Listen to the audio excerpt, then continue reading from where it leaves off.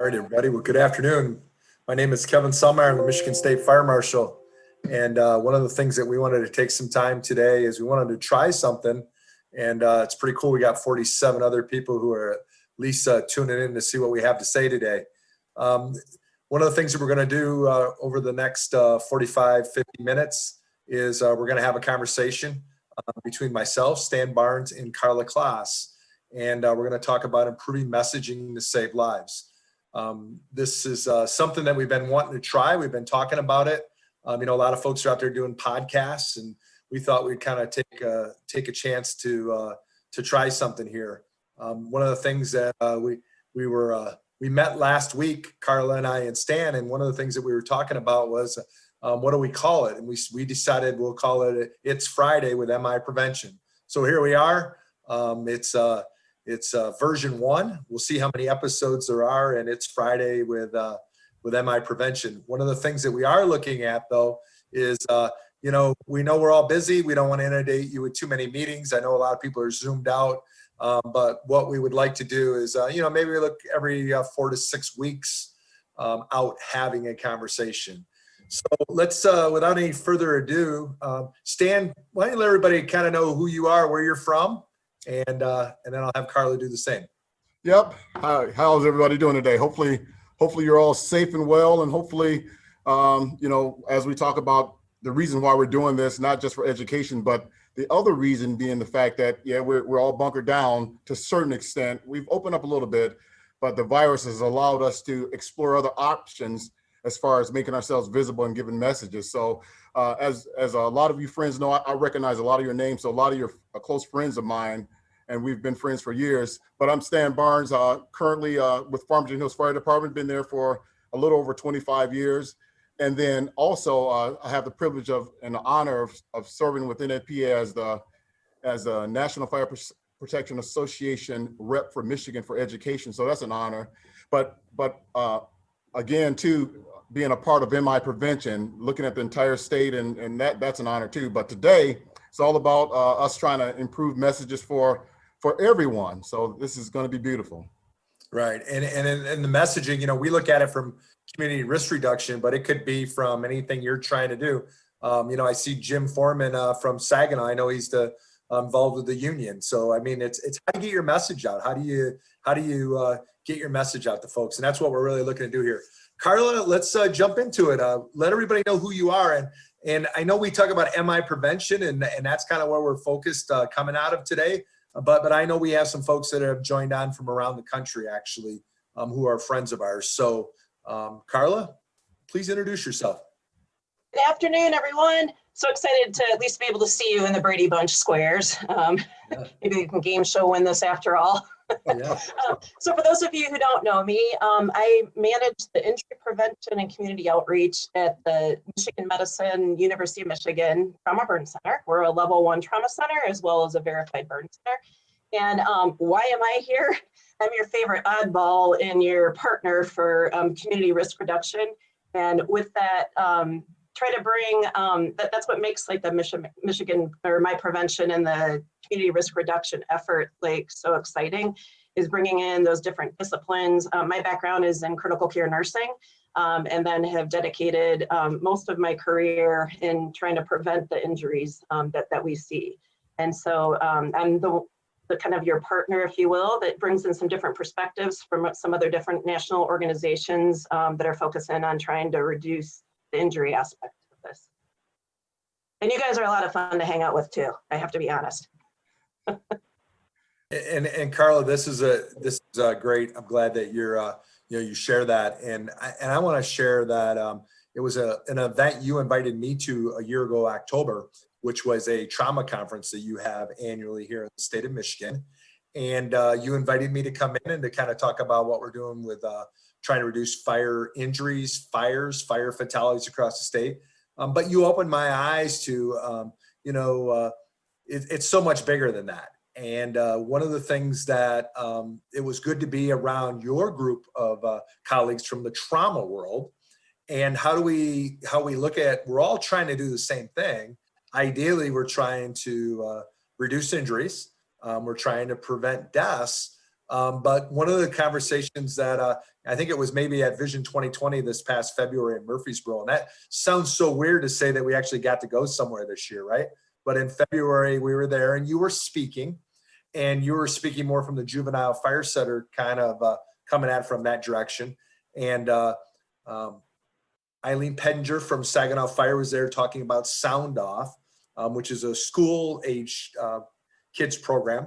And we really want to have that dialogue today. We really want to talk about what's going on. And you've been doing this for more than 3 years. We're going to leave it at that. We joked about that last week. But what are some of the things that you've learned over your career that could help us with messaging? Because, one thing about the fire service, it's not to say that we haven't been using social media and such, but what are some ways that we get our message out? And I'll say this, the fire service has gotten very creative in the last really 90 days. You're seeing stuff pop up almost daily from fire departments making their own videos now. And we've had to go virtual. We didn't invite our friends and community into our fire stations. So what are some things that you've seen, you've experienced that at the end of this, hopefully our participants can walk away and say, hey, if I got a message to get out there, what's the best way to do it? So I'm looking forward to this afternoon. There's two big things that I would love if you guys would take away from this, because, hey, I know it's Friday afternoon, right? Some of us are thinking of other things and places and getting outside and one of our probably last remaining awesome days of weather out there. But really, one key thing I want to take away from this is for you guys to realize that you're not isolated or on your own in the whole quest for CRR and focusing on improving safety in your community. And while we're talking about, more specifically fire safety, really truly think about all of this in terms of all of the fire and life safety topics and community risk reduction activities you guys may be involved in. Because what we're talking about today is really relevant to all areas of those.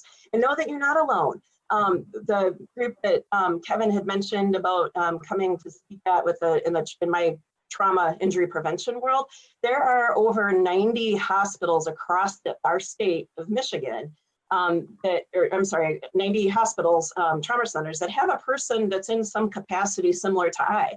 So there are people that you probably haven't thought about before in partnering with your community risk reduction that are in your local areas at hospitals, trauma centers, and that. So always feel free to reach out if you want more information about that. And then secondly, I mean, if you can go ahead and advance. Yeah, absolutely. Secondly is messaging is awesome. Trying to engage and connect with your community is just, it's exciting and it's wonderful. And you can spend a whole lot of time and effort and workload and finding ways, you can just stop right there, and trying to get with them. And so my kind of takeaway this is that you're gonna put all that work and effort into communicating with them. Don't you want it to be the best that it can possibly be and not waste your time, if you will, and maybe not having things be quite as effective as what they could be? And that's really what we're trying to talk about today. So I want to share, this in of itself could really dive down deep and be a much longer session, but that's not the point. Today we're really trying to have a conversation about this, and just keeping it super light, if you will, for Friday afternoon topics. But the few basic concepts that we're going to talk about are not something that Carla is making up. Okay, I know sometimes you guys think, depending on who, those of you that know me, that I'm from some other like world and hey, that crazy woman's up to that stuff again or whatever. But I have to share that some of this really basic approaches that you can think about with your messaging have been vetted by numerous groups. And so I don't know if you're in your little tiny screen, unless you pin the PowerPoint, if you'll be able to see it. But some more in-depth guidance on this you can find on the Understanding Burn Care website. That's understandingburnCare.org. And if you scroll down under prevention education, there's a best practices in burn prevention, and we can send this out to you guys later too. That gives you more specifics. But this is kind of in a nutshell how you can message the best approaches that you can take. And this was vetted by national experts from the American Burn Association, from Safe Kids, which I just saw Laura Rowan is on the call too, who's our state representative. from NFPA, from Safe States, from our public health educators group, and Vision 2020 and all of this. So know that this isn't just Carla's wild, crazy idea. This is actually stuff that we know that works. And just to put it out there real quick, the best thing that you can always do is try to think about your messaging in a positive, what we call positive messaging. What the heck does that mean? No, that doesn't mean we have to be all Pollyanna all the time on it, okay? Because then you're really gonna question what kind of substances we're on, right? But what that means is thinking about how you're delivering your message. We want to tell people the correct, and actually, Kevin, if you can back up just one there so the little grandma isn't on it. We want you to think about how do you tell and show your communities what you want them to do. So if you back the slide just one up, Kevin, it'll pop up a little better there. Yeah, I'm trying to Yeah. Why is that important that we show and tell people the right thing to do? Because if we just live in the whole like don't do this and don't do that and whatever, it gets lost. What our audience or communities or families don't know what we want them to do. And if Kevin's able to pull it back at all, you can see just a tiny little bit of it. There's a back, Carla, unfortunately. Oh, I can't. Okay. All right. If you see those little red, like the X sign across the stat, it was a sign that I saw someplace that literally the sign was full of just like what not to do. And so when you look at it, what am I supposed to do? And it gets confusing to people. And it's easy to think about this if you've ever been around kids, either have kids of your own, nieces and nephews or anything. If you just tell them no, no, no all the time, how are they supposed to know what the right thing is to do? So think about that just very simplistically with the groups that you're working with. We also know from information with research, and again, I don't want to get down into the behavioral science stuff because then you guys are really going to be snoozing this afternoon. We also know that especially if you're working with kids, it's also important to engage their caregivers, parents, or if it's there's a lot of grandparents and alternative adults that are taking care of kids these days, especially with everything that's going on with COVID. Giving them some tips and advice on how to talk and reinforce with kids and what it is that you're trying to tell them. Okay, you can move on to the next one. And then some other simple things that we know is that we want to be, I don't know, is it locking up on you, Kevin? Yeah, unfortunately. I'm going to try to fix that. You want to keep talking? And Yeah, if you need me to try to take over screen sharing, I can do that too, if that's helpful. do you have it up? I can, let me look real quick. Okay. You gotta enable me as a host. And hey, lessons on the fly, guys, no matter how many of these webinars and virtual things and all that kind of stuff that we've been doing, every time we do it, there's always something fun that technology throws at us. So doing what we always do and being flexible on the fly. There. You're going. Okay, we're on here. Another thing that seems really obvious, but we kind of often forget, and hey, I'm in the medical field, so I will be the first one to throw myself under the bus. The acronyms and the big long terms and language and that kind of stuff that we throw around all the time. And hey, you guys in the fire service, I think you're a close second, if not worse than we are in healthcare. You can get it yourself. Because as long as I've been around you guys, I'm just like, I have no idea what that alphabet soup was that you just threw at me, okay? And we're not talking like teenage texting, abbreviations. That's a whole nother world, right? But the reality is we got to be very, very thoughtful about when we're talking to our communities that what they can understand may not be what we're understanding amongst ourselves. And so plain and simple language, as simple as that sounds, is what we want to use.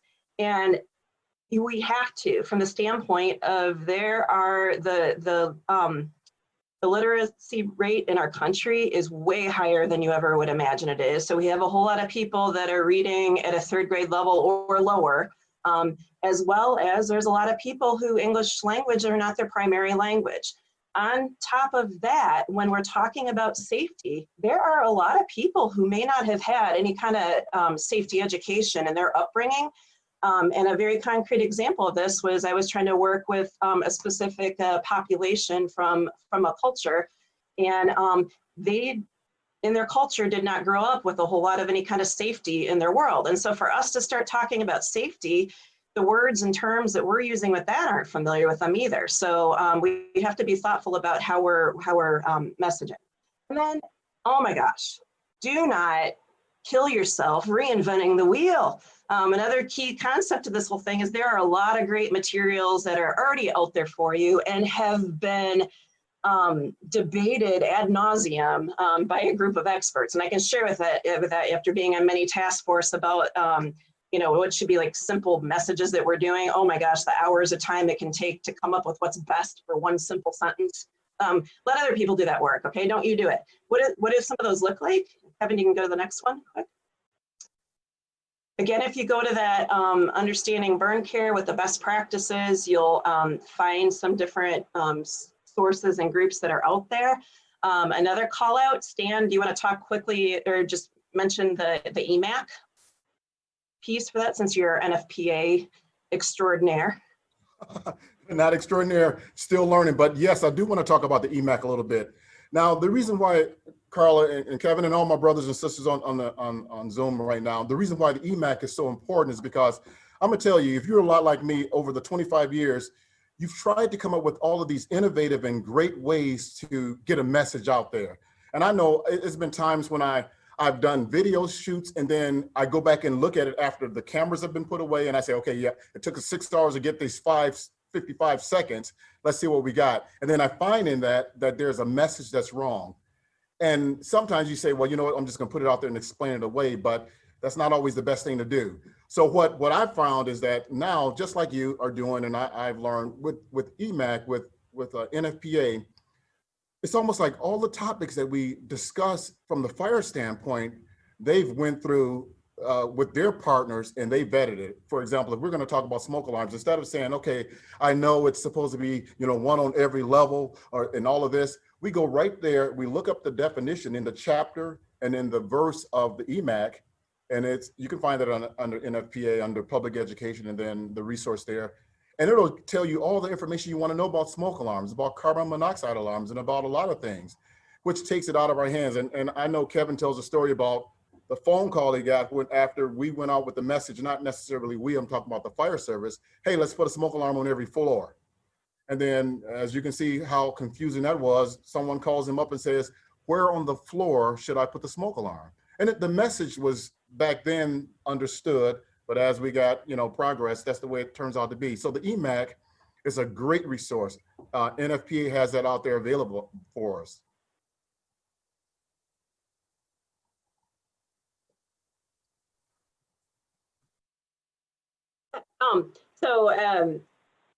If we can get the slides back, we'll show it. But yes, EMAC again. Hey, we were talking about alphabet soup. Thanks, Mike.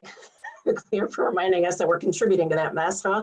EMAC stands, it's with the NFPA, or National Fire Protection Association, because I see some of my trauma colleagues are on this meeting too. And so NFPA is probably another word that's not rolling off your tongue all the time.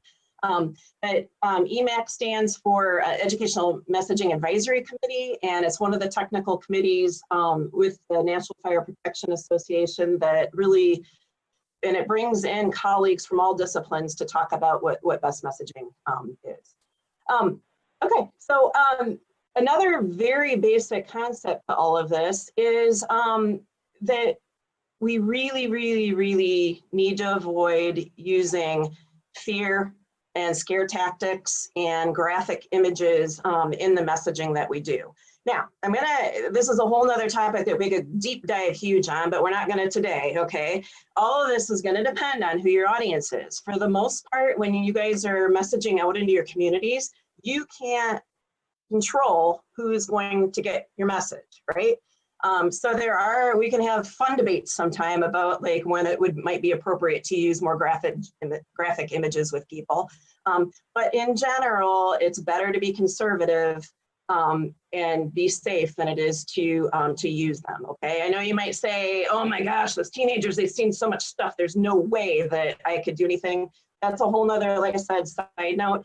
I will share that there's some evidence and science behind this, that using those scare tactics and things like that can actually cause more harm than good in some groups. You might be adding extra trauma and fear and all kinds of things into people's lives who have already been traumatized by other life events. And secondary, the risk that you have is shutting somebody down because they're just overwhelmed by what they see. Let me give you a concrete example of this.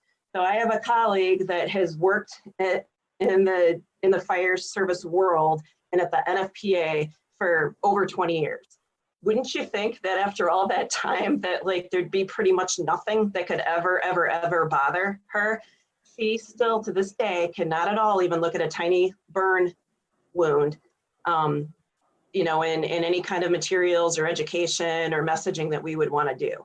So I take that was an eye-opener for me, lesson learned, and that whole like, wow, even people that you would think might be able to handle that stuff can't, and she completely just shuts down and won't look at it. So we risk, again, not getting our message across. Okay, you can go ahead. The other biggest thing that again, it's so simple, and this is like the #1 thing when you're thinking about messaging, but yet I have to remind myself on a regular basis is, who is your audience? So Kevin, if you can advance, go ahead. Who is your audience, and who are you trying to reach? And you really have to think about them. What are unique aspects of culture, maybe religion, beliefs? Are there special needs? Like, are they able to see the messages, or do they have low vision or no vision that they're not able to see your messaging? Are they able to hear? How are you trying to reach them? Through what types of, you know, of venues and messaging are you doing? Other things like just about their home life and what they do. And I'll give you another example of this. There's some different populations, such as a Plain community and some other different ethnicity and groups that they sometimes they either have no electricity, so they have to use fire as a part of cooking, or in the picture that you can kind of see in that in the PowerPoint that's up there. Some places are used to cooking on the floor. So even if they have a stove in their kitchen, they may still cook on the floor because it's part of their practice. So if we start messaging around safe cooking that involves only talking about stove and stovetops and burners and pots and pans and that kind of stuff, we could be totally missing the people that we're trying to reach. So you just have to be thoughtful again about it. And I'm going to share a personal story. Before I came to University of Michigan, I was at University of North Carolina in the burn center there. And as a new graduate nurse there from the get-go, I was really interested in trying to help educate and prevent these injuries from happening. And so I went out and to the community to help with the teaching. And there was a very large group of immigrant workers, undocumented, that moved to North Carolina to work in the fields. And we messed pretty much everything up. I'll have to be clear and honest. We showed up with fire service, with the badge on, okay, and in your formal uniform. You showed up there with me too, and trying to give messages that weren't either in a picture that they could understand because English wasn't their primary language. We used more complicated words than we should have. And do you know what we did? We installed smoke alarms in these homes and then found out that they were covering them up with aluminum foil because they basically thought that we were the US government trying to spy on them and get them out of our country, okay? Now, there's mistrust going on there, right? But we have to know that if it's our population, but then we also botched it from, you know, we shouldn't be showing up with bad, I mean, again, you have to know your audience. It would have been better if we would have shown up and just closed as a person and again, thought about the graphics and materials that we were sharing with people so that they could understand it. I want to encourage people, I know this is so hard virtually versus what we would really do in person. There's parts that are great, there's parts that are not, but please in the chat, or if you want to raise your hand, start some discussion or ask some questions about things. And Kevin, if you want to go on, actually Stan, would you mind sharing when we talk about your audience and home environment and kind of understanding some of those things, could you share about the fall prevention piece? Because many people are going on a lot of fall runs, right? Right, exactly, yeah. And so some of that, talking about messaging, talking about, you know, the reason why people fall and things like that. Sometimes, and this is just to take it, to an area where we all can relate to. We'll go on a call. It's a fall. We'll pick the person up, and then we'll clear the call. Maybe it's a citizen assist or a lift assist, depending on how it's termed in your department. You go on that call, you handle that call, and you go back and you've done a good job. You got Mr. or Mrs. Smith up off the floor. Now, when we think about education, let's say, for example, leave education out of it. We'll get the next call the next day, and the next day, and the next day. But then when we talk about education, how do we educate them on how we can either prevent the fall or find out the reason behind the fall? For example, is the fall related to the person having trip hazards around in the home? Then a fall prevention program will address that. Or is the fall related to the person having a medication issue, to where the person is taking a blood pressure medicine and now they're hypotensive, and as a result of that, they fall as a result of that. So we can see educating two different audiences for a similar fall may need to happen. So education, knowing our audience, as you said, Carla, is very important. And then also keying in on the right message for the right audience, even though it could be a similar incident. And that's one thing about positive messaging. And we can talk about pictures and we can talk about ways of doing that, but it's so important to identify the reason for the message and the audience that it's given to. I just want to reiterate that. That was a great point.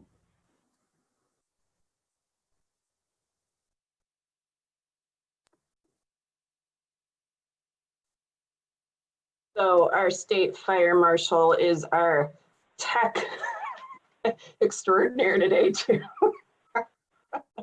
You got to keep laughing at this stuff, right? Or otherwise, we do, Carla. I did one the other day and it worked just fine. And then of course the PowerPoint, and today I even got closed captioning running. I've got the whole gamut of social media presence here today.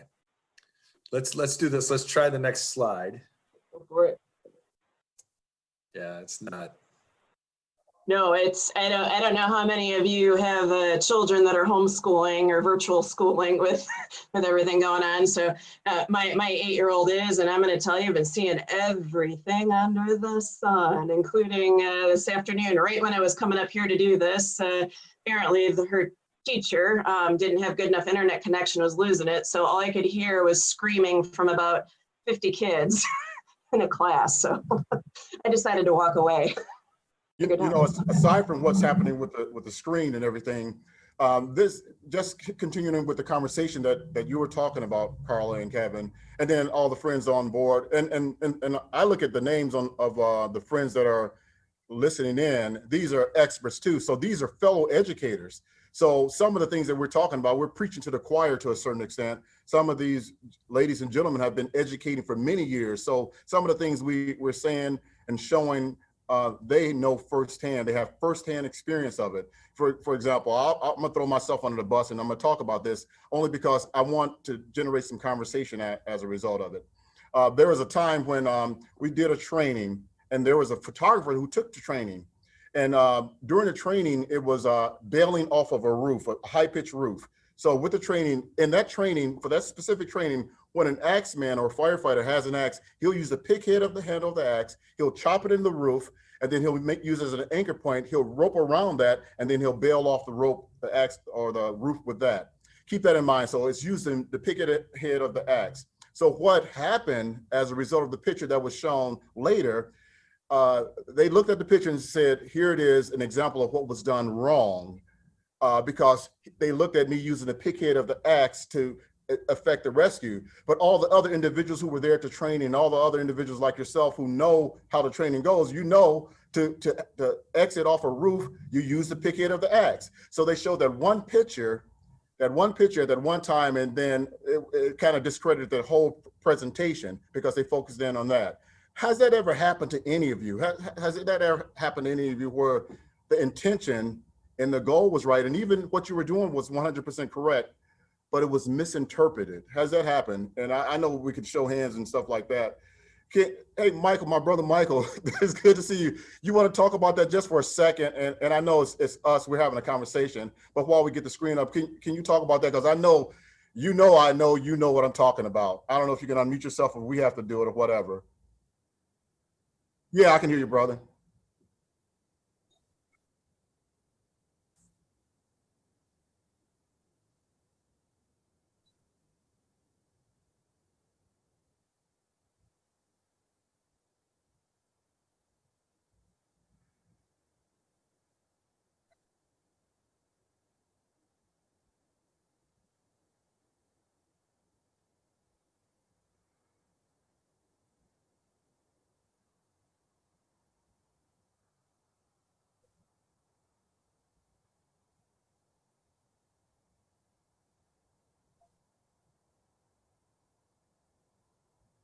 And I want to reiterate what Michael just said. He said teamwork, vetting, and using us as a community. And that's what we're really emphasizing with this. And I'll give it back to you, Carl and Kevin. But what Michael said and what the rest of you are nodding your heads, I see all the heads going up and down like this. You're saying the same thing we're saying.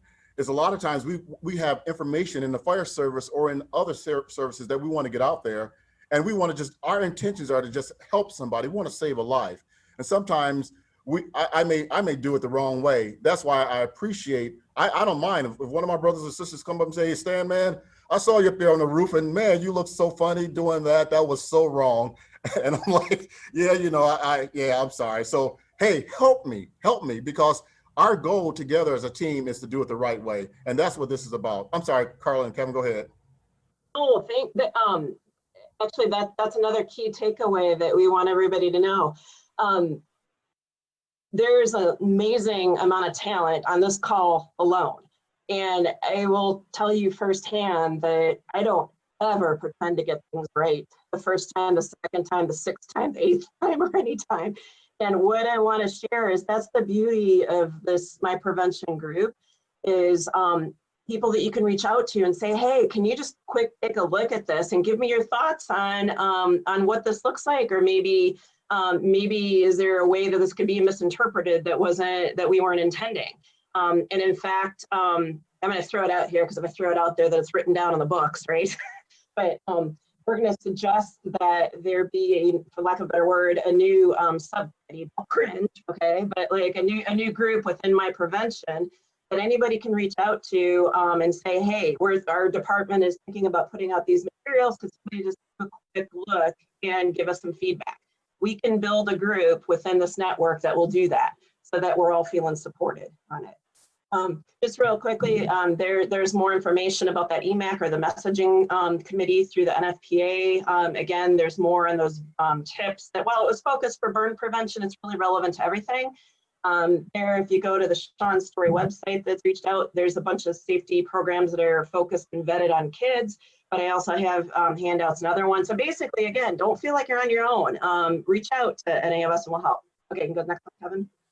Okay, I want to share that, like I said, why we need input from each other. I don't ever write papers, textbook, basically I don't ever write stuff without getting feedback from colleagues, okay? It's part of that whole, like, you know, I try to wake up every day and try to say, hey, I'm pretty great, huh? It doesn't always work, right? But we can always get better at this, but we can't get better if we don't have each other. And if nothing else, it gives us opportunities to be able to laugh at ourselves. So I want to share a few, through the committee work that I've done with the American Burn Association, I'm one of the directors on the education board with the NFPA, a whole bunch of different capacities and task force that we've looked at all these different messaging and campaigns and whatever. And oh my gosh, the hours that we spend, you know, debating over what's the best messaging. Again, we need each other to make this good. I'm going to share an example. One on the left, if you can see it. We had a group in my own center and in our burn center that had an idea that they wanted to do a prevention poster. And so I'm not a graphics person. Asked me to draw something, and my 8-year-old mocks my drawing. I'm so terrible at it, okay? So the graphics are not my strong points, okay? I can do a pretty good stick figure, but that's about the extent of it, right? So anyways, this person has talents in doing that. I'm like, all right, knock yourself out. That would be so awesome if you could pull together something that looks great. So she has an adorable little kid. Look at her. Oh my gosh, she's totally stinking cute walking along the beach. And she's this colleague said, let's use this picture because it's so cute. It's going to grab everybody, right? Well, that's true. It is. But the message that we were trying to get across is we were seeing a whole lot of burn injuries in our burn center from hot coals.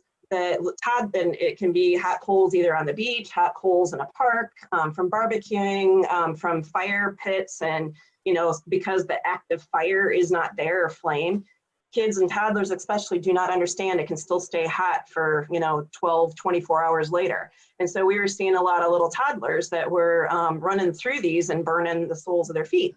And so that was what we were trying to get at.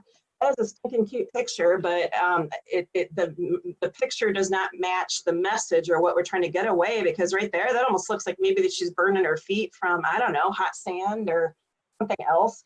So it's there, it's cute, but we didn't get what we wanted, right? Here's an example, right next to it is an example of another poster from a colleague at a different place, but baby, I don't know if you can, I don't know in the little Brady Bunch squares if you can see it if you're on your cell phone, but it's a kid in a car seat on top of the stove. And their message, it says, be careful what you heat. The message was to not have your kid near the stove. I think that was the message. I don't even know. I'm not even sure what the message was, to be honest. See what I'm talking about? And clearly we really don't want, and when you look at this, what is somebody who doesn't have English as a primary language and or can't read well and or just in general is like got really short attention span like I do now, and not going to take the time to read it. I'm just going to look at it and I'm going to like, oh wow, okay. So if our house is cold, maybe I should turn on my stove to warm up my baby. If it's too cold in our house, I don't know. But you see then, I mean, that's kind of a drastic extreme of an example, but you can see how good intentions aren't always the best for what we're trying to do. So just to be thoughtful. And then the third one over there is showing, I don't know if you can see it again, it's a kid that's grabbing an electrical cord and has it in their mouth. So again, it's not showing what to do, right? It's not showing the correct behavior. It's not showing that we want to somehow, through gates, through covers, through other mechanisms, keep the child away from those cords. It's showing the wrong thing. And then the message, again, keep calm and diffuse the situation. I don't know what that means either, do you? It was trending at the time when everybody was supposed to keep calm, right? That was a trending thing they were trying to capitalize on. But the message and the graphics don't match. So we want to show and we want to tell and show people the right thing to do. So there's a mismatch. Okay, let's fast forward to in our last time here together. The My Prevention group, and kudos to, oh my gosh, there's so much work that has been done, amazing work in graphics and messaging and making sure that everybody in our state has materials to support them during Fire Prevention Month. Oh my gosh, I mean, I can't even imagine the hundreds of hours that are spent to do this. So what I want to share with you guys is that this is a safe community, okay? There is no trashing people, throwing them on under the bus or anything. This is a safe place where we can share work, give feedback to each other, and support each other in the best messaging and things that we can do for our communities. Okay, so I want in full transparency of that. That's what we'd like to show in these next slides. Is that My Prevention released some graphics as part of a campaign. They are amazing. They are beautiful. They're so professional, and they grab you and grab your attention. There's a slight difference between what an eye-catching message can be and then one that we might be able to make just a little bit better in improving the message. So here's a concrete example. It says on the left that in a fire to never hide under the bed or in the closet. It's an important point because it's something we see time and time again, right? Our kids hiding underneath their beds or hiding in their closets instead of getting out of the house when there's a fire. But while it's a really stinking cute kid and that's a spot on message with a primary thing that we want to focus on, the graphic and the message don't quite match because it's showing the kid hiding under the bed. right? So depending on who the audience is or somebody that's reading it and or looking at it quick, they might actually misinterpret that as we want them to go and hide rather than to get out. Does it make sense to people? And so a slightly better way of doing this or improving it would be to change again from telling people what not to do to try to, as much as possible, tell them what to do. And not just tell them what to do, but also to try to show them the right thing to do, so that we're matching that. You want to do the next So slide? Carla, the picture on the right, we're looking more at the act of, if we're going to tell people to close their door and use other escape paths, then we also got to be asking them about or teaching them how to open windows and such. So we're trying to get that message. We're trying to use national stuff that's already been done, and we're enhancing the message. Because I'm going to share this as the fire marshal reading every fatal fire report since 2018, actually 2017 coming in. We're seeing, based on the reports we're getting back almost real time, where they're finding the victims of these fires. And in many cases, what we're seeing is people trying to go to the front door or the back door and getting within literally feet of that door, but not making it. So one of the things that we're looking at, we talk about 2 ways out, and there's a lot of graphics that are out there. I don't know that families fully understand yet that 2 ways out also could be using the window.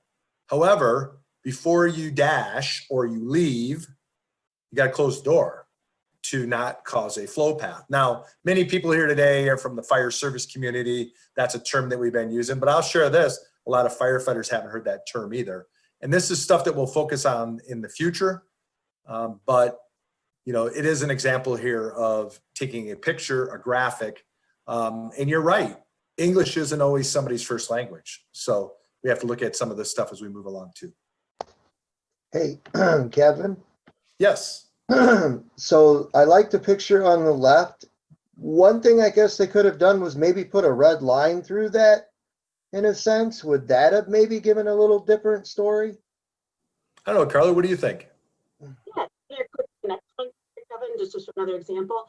So again, think about it, because every situation or your audience is going to be different. But yes, if you really can't think of a better way of turning it into showing them what to do and not do, then yes, possibly using one of those, the big X / thing might be a way to get at it. In the next example here, I'll show you that might have been a good way to do it too. We just want it. So if you think about it, you look at the one on the left, even if we would put that X on it, it says in a fire, never hide under the bed or in the closet. So we're saying not to do it, but then what do we want them to do? It might seem intuitive to us because this is our world and our life, right? That they need to get out, but to some of these people that you're trying to reach, they haven't heard any of this ever before. And so if you just leave them with the don'ts and don't give them the correct thing that we want them to do, they actually may not know what to do. And I know that sounds ridiculous, and for many of you that have been in this for so long, but there are still a lot of people in our communities that really have never gotten any safety education or messaging their entire life. I've had grandparents in some communities and cultures and that they've never gotten anything ever. And the only thing that they're learning now is possibly if some of their grandkids are in schools now and you guys are getting to them, that's pretty much the only thing that they've ever known. So I would love to say that we have reached everybody, but we still got a lot of work to do in that area. Here's another example of that. This again, it's showing a very powerful picture of not overloading, electrical outlet, right? Because we see that a lot, and oh my gosh, perfect. I assume this kind of looks like teenagers or college students, right? So what an awesome population to be reaching, because a lot of them are living in older dormitories or things like that, possibly, and there's not a lot of outlets. So the reality is they're using this stuff. But again, being thoughtful on how you might be able to change that. And I wish this was all black and white.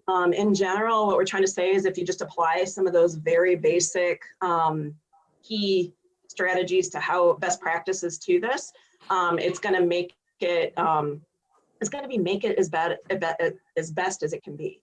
Let me give you a little example, and then we just want to open this all up for discussion. I think, Kevin, you can go to the next one. So in my burn center, when we had a child that came into our center that was admitted because of a scald burn. So for those of you that aren't familiar with scald, that means that it's a hot liquid or steam that has burned the child. And so a well-meaning colleague went in to talk to primarily the caregiver, but the patient as well as the caregiver about home safety and things that could be changed in the home.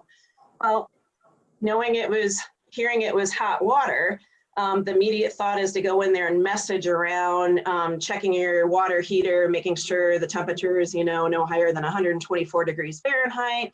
Trying to check tap water, what's coming out actually at the faucets, because it was a tap water related burn was how it was presented.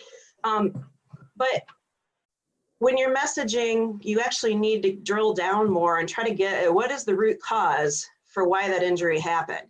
In this case, yes, it was a scald burn, but what didn't happen was that drill down to find out that it was a tap water burn, but it was an intentional burn. The child got burned in a bathtub, not because the faucet temperature was too high, but because a caregiver was frustrated, overwhelmed, and added, boiling water to it that caused the burn.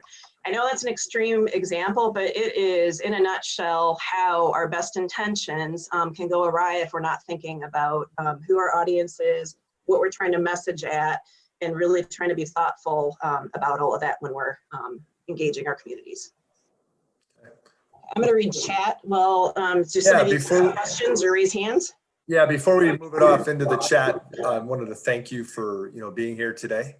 Also wanted to share that I think you've opened our eyes to quite a few things. I know that we'd discussed in the past that there's a lot of resources are available. The EMAC document from the NFPA is a good document. And you're right, moving forward with the MI prevention, we're going to, and we wanted to open this up to really anybody who is even on the call today, that in the future, more than ever, you're seeing fire departments putting together their own social messaging, putting their own videos together with the idea of at least giving them an idea if they wanted to have this work looked at. Prior to it being released, that we would definitely be able to help with that. And I think it also gives an opportunity for all of us to learn a whole lot more as we move forward. So thanks for sharing this with us today. And yes, I would like to open it up. We have a short period of time. I'm trying to keep this under an hour. If you have questions for Carla or Stan that you'd like to talk about what we've talked about today, let's do that. While you guys are giving a second to ask a question, I just want to mention thanks. So those of you who don't know Laura Rowan, she is a state Safe Kids liaison, as well as one of our state key stakeholders in everything injury prevention in our state. So amazing resource with it. And she commented in the chat, in case you can't see it or if you're just dialing in, that it's important to tell and show people the right thing to do. And sometimes part of that in trying to get their behavior change is to give the why they should be doing. So the example she said is, okay, we're telling everybody they should shut their door to the room before they sleep at night. Why is that? Because a parent might say, I want to be able to hear them if they get up in the night. So sometimes we need to be more thoughtful about that. Okay, raise hands or comments.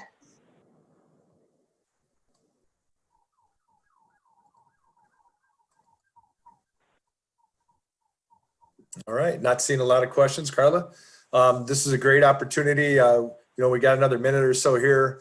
If you want to ask questions, otherwise we're going to start working on signing off. Thanks for the opportunity to be here today. It's Friday with MI Prevention. Definitely some glitchy stuff. I'll take the full heat on that one as the fire marshal. That my PowerPoint definitely wasn't coordinating today. That's for sure. And we can do better. We'll do better in the future. And Carla, thank you for bearing with me on that. And Stan, thanks for kind of co-hosting this. This is something that we're trying to do moving forward also. Just remember, it's Fire Prevention Month in the state of Michigan. Governor Whitmer proclaimed it Fire Prevention Month. If you haven't seen the videos, there's about 6 different videos on different topics with our governor, and she is coming out in full support of MI prevention and about the fact that we can do better in the state of Michigan. And not only coming out with a video message I can share with you as we move into FY21 of the state budget, I'm also getting news that I'm going to have the financial resources that I need to continue to move forward. So last year we got some money into the state budget. That's a great thing. And we're going to get it again here in 21. So, that's one thing about it. This is a great opportunity to move things forward. I also will share this. We have many partners in MI prevention, and many of you are on the call today, and many of you have definitely contributed throughout the year. And I really want to make sure that you understand how much we appreciate the knowledge and the experience and really the friendship even that we all are getting out of this part of being part of this community risk reduction. One of the things that Stan and I have already been talking about a little bit is what do we do moving forward? If you have any ideas, please reach out to us. But we're looking to not get so much into this isn't a meeting.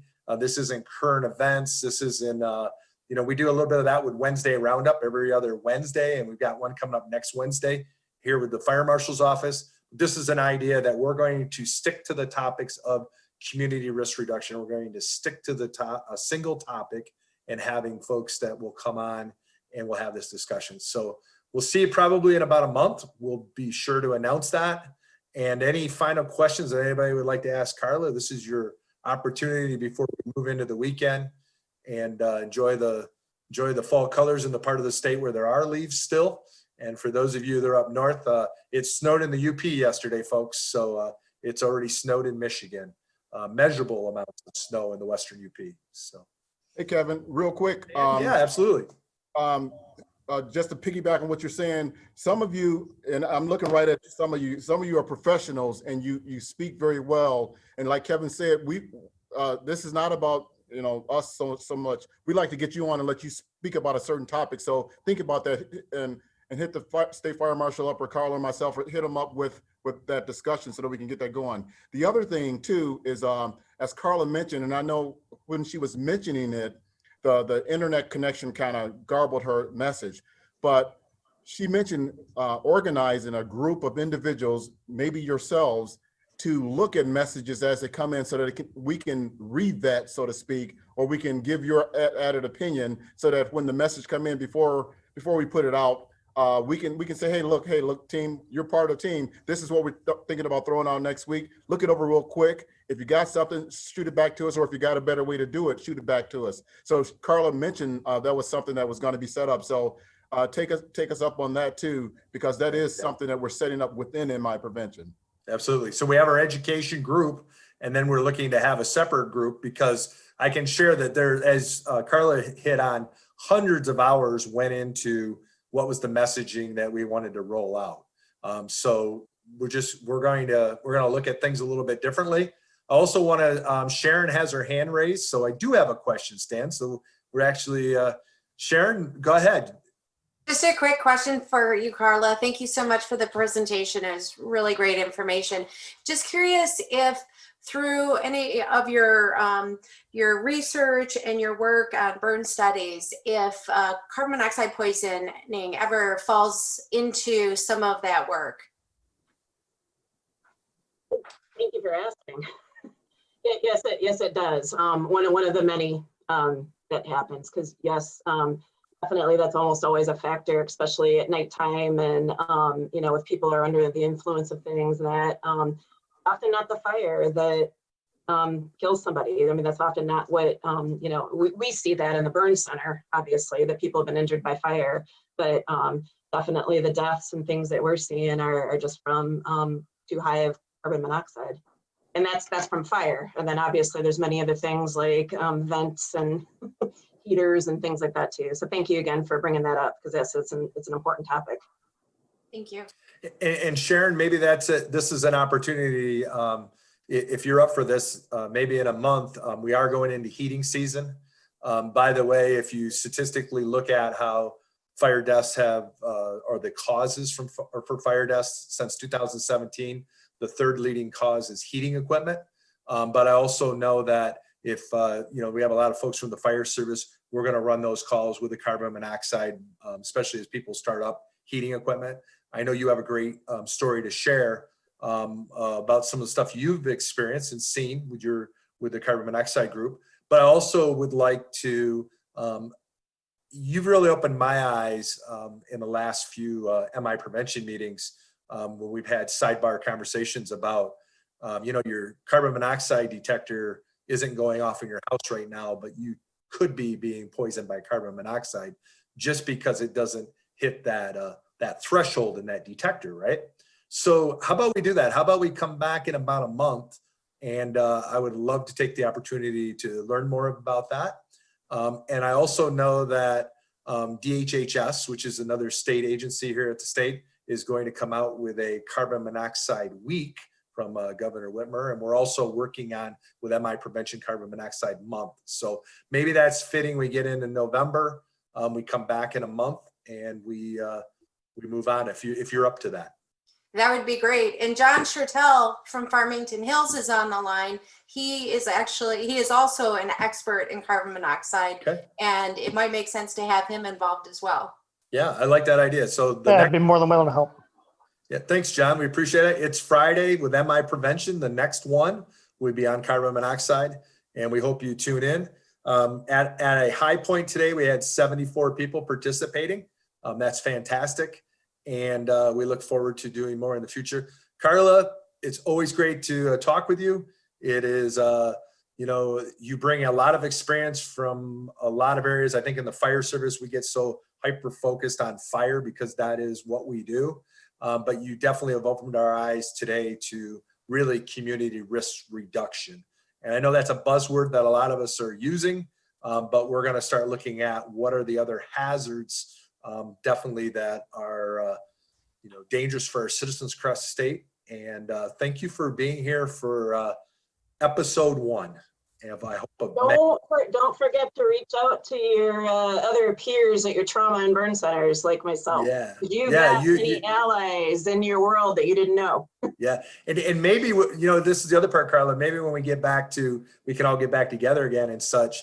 I learned so much that day at your trauma conference, and I think somehow we got to bring the trauma world and bring the fire world together, because we see a lot of trauma, and you get to take care of a lot of people that have experienced trauma, but we don't always know the story that I think you find out at the trauma center on the other end, right?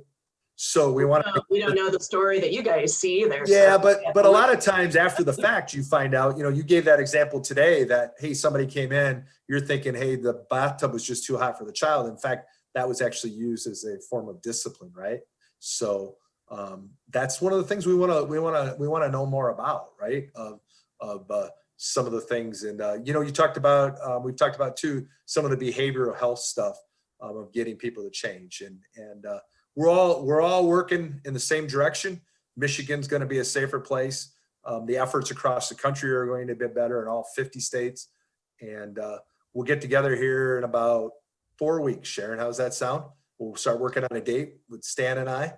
And John, thanks for getting involved too. And the next one of It's Friday with MI Prevention, we'll focus on carbon monoxide. Thanks, everyone. Have a great weekend.